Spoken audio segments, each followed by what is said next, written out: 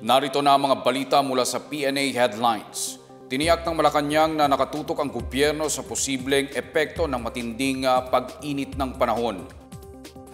Ito ay matapos makapagtala ang pag-asa ng heat index na nasa danger level o taas na 42 hanggang 51 degrees Celsius sa ilang bahagi ng bansa, kabilang na ang Metro Manila. Ayon kay Palace Press Officer Claire Castro, magsasagawa ng pagpupulong para planuhin ang mga hakbang ng gobyerno, kabilang ang mga inilaang action plan ng mga ahensyang tulad ng Department of Agriculture, Department of Social Welfare and Development at Department of Education. Tiniyak ni Castro sa publiko na handang kumilos agad ang gobyerno para tugunan ang idudulot ng matinding init. Kanina nakapagtala ang Pag-asa Station sa Muñoz, Nueva Ecija ng heat index na 45 degrees Celsius, 46 degrees din sa Science Garden, Quezon City at Clark Airport, Pampanga. Sinuspinde naman ang face-to-face classes sa Valenzuela, Caloocan, Malabon at Las Piñas dahil sa inaasahang matinding init sa Metro Manila.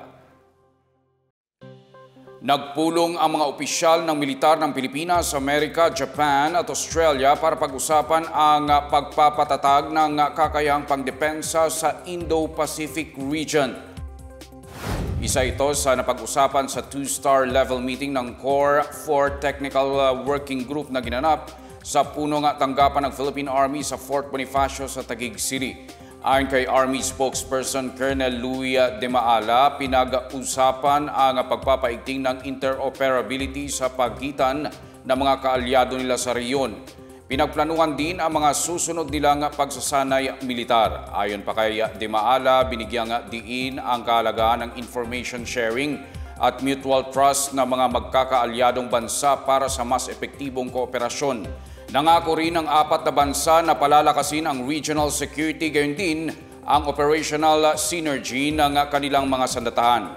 Isasagawa ang susunod na Core 4 meeting sa Hawaii sa darating na Mayo ng taong ito. Pinalawak ng PhilHealth ang coverage ng kanilang Z-Benefits Package para sa mga miyembrong kukuha ng open heart surgery o operasyon sa puso.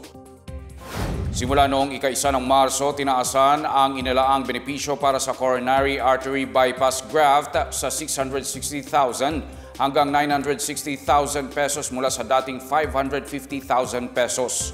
Para sa kukuha ng closure of ventricular septal defect, nasa 498,000 hanggang 614,000 pesos ang matatanggap mula sa dating 250,000 pesos. Aabot naman sa 614,000 pesos ang package para sa total correction of tetralogy of Fallot mula sa dating 320,000 pesos. Bukod pa dito, inilunsad ng PhilHealth ang package para sa heart valve repair and replacement na aabot sa 642,000 hanggang 810,000 pesos. Sa mga miyembro namang may rheumatic fever o rheumatic heart disease, maaari na silang mag-enroll para sa outpatient benefit package for secondary prevention. Ayon sa PhilHealth, nangunguna ang cardiovascular disease sa mga sakit na dahilan ng kamatayan sa Pilipinas. Tiniyak ng PhilHealth ang suportang pinansyal para sa mga miyembrong may mga karamdaman sa puso. Alinsunod ito sa layunin ni Pangulong Ferdinand R. Marcos Jr. na maiabot ang serbisyong medikal para sa lahat. Ginugunita ng Bureau of Fire Protection ang Fire Prevention Month ngayong Marso. Ayon sa BFP, ginugunita ang Fire Prevention Month taon-taon dahil madalas dumarami ang mga insidente ng sunog tuwing Marso. Pinaigting ng ahensya ngayong taon ang pagsasagawa ng fire safety inspections, information drive at fire drill para ituro sa publiko ang pag-iingat laban sa mga sunog, lalo na sa bahay. Ibinahagi naman ng BFP ang ilang hakbang para makaiwas at manatiling ligtas sa sunog. Bunutin sa saksakan ang mga hindi ginagamit na appliance para maiwasang mapagmulan ng sunog at para makatipid sa konsumo ng kuryente, lalo na kung wala namang tao sa bahay. Kung may sira ang isang appliance, lalo na sa kable nito, mas mabuting palitan o itapon na ito dahil posible itong pagmulan ng sunog. Magtabi ng fire extinguisher sa bahay o kaya mag-install ng fire protection system tulad ng smoke detector, alarm at sprinkler. Maaari ding maglagay ng lighting rod sa labas ng bahay para maiwasan ang sunog na pwedeng idulot ng pagtama ng kidlat. Bantayan ang mga gawain sa kusina lalo na kung nagluluto para maiwasan ang sunog na maaaring magsimula sa apoy o init ng kalan at oven. Sakaling mamatayan ng kuryente, mag-ingat sa paggamit ng kandila at huwag itong pabayaang nakasindi.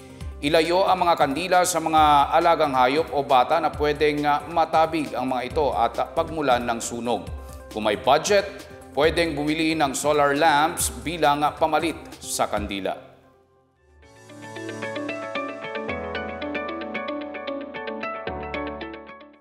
Sa balitang business naman, magtatayo ng pabahay ang Bases Conversion and Development Authority sa New Clark City bilang bahagi ng Pambansang Pabahay para sa Pilipino o 4PH program. Makikipagtulungan ang BCDA sa consortium ng Santa Clara International Corporation, Seikyung Realty Corporation, and Korea Overseas Infrastructure and Urban Development Corporation. Mamumuhunan ang consortium ng 4.8 billion pesos para i-develop ang low-cost housing na may lawak na 6.1 hectares. Naunang nagkasundo ang BCDA at Department of Human Settlements and Urban Development na magtatayo ng nasa 10,000 housing units sa loob ng New Clark City. Nasa 10,000 housing units ang pinaplanong itayo ng BCDA at DSUD. Ayon kay BCDA President and Chief Executive Officer Joshua Bingkang, makakatulong ang pabahay na ito para magbukas ng mga bagong trabaho at investment. Samantala, inaasahan ng Bangko Sentral ng Pilipinas na aabot sa pagitan ng 2.2% hanggang 3% ng inflation rate ngayong Pebrero 2025. Ayon sa BSP, posibleng hatakin ang mga presyo ng bilihin ng mas mataas na singil sa kuryente at presyo ng langis, pati na rin ang pagtaas ng halaga ng isda at karne. Maaari namang bumaba ang inflation dahil sa mas murang presyo ng bigas, prutas at gulay, pati na rin ang epekto ng negative base effects. Nakabantay naman ang Monetary Board sa galaw ng presyo upang mapanatili ang katatagan ng ekonomiya at balanseng paglago ng employment sa bansa. At yan ang pinakabago at pinakamahalagang balita sa mga oras na ito, hatid sa inyo ng PNA Headlines. Para sa iba pa mga balita at impormasyon, bisitahin lamang ang aming webpage pna.gov.ph o ang aming Facebook at X account na Philippine News Agency. Ipinapalabas din ang PNA Headlines sa Facebook page ng serbisyo. Mapapanood naman ang PNA Headlines sa pamamagitan ng link sa website ng News and Information Bureau, sa ilalim ng PNA News at sa YouTube account ng Philippine News Agency. Ako po si Wilnard Bacelonia. Ito ang PNA Headlines, lagatid ng mga balitang nagbubuklod sa bagong Pilipinas.